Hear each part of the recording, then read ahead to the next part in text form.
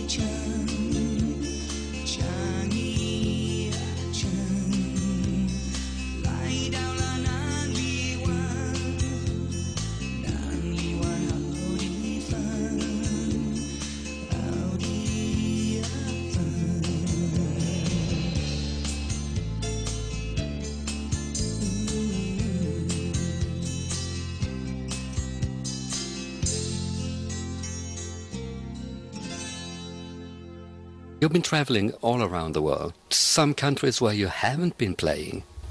Japan, would you believe? We've been trying to go to Japan many years ago. We had some hits there. And every time we tried to cooperate with a tour of the Far East and Australia, the venues weren't available. So we weren't going to, at that time, we weren't prepared to go to Japan just to do Japan alone, you know. So we just left Japan out, and we never got there still, you know. So, but that's about the only place that we haven't toured, I would like.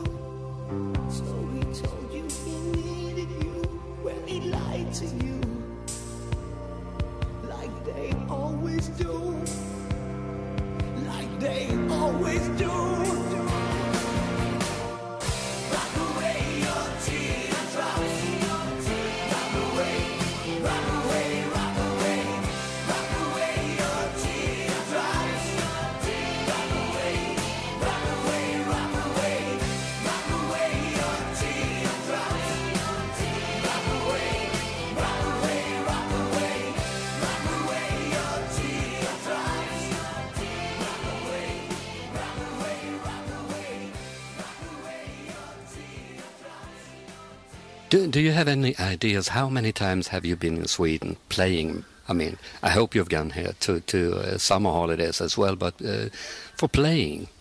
That's very difficult, you know. How long's a piece of string? You know, you can't. There's a beginning and there's the end, but they don't. You don't measure it, you know. But we've been coming here since I think 1976. First hit record was 75, and then 76 really took us round, starting around the world then, which was fantastic. But we've been here to do other things. You know, we made an album with Agneta Falskog from ABBA, We did the backing vocals with her back in '83, so that was away from a Smokie tour thing, you know. So that was great. Wrap Your Arms Around Me, the album. We did the backing vocals. She's a lovely lady, absolutely adorable lady. There is a quite astonishing thing. I've been searching around for the chorus that you did with Agneta Fältskog in this song, you know, as you said, Wrap Your Arms Around Me. And I found it. I really found it. It's just the chorus, and it's not of a very good quality, but what? I mean, here it is. On the background, and I snuck in there as well.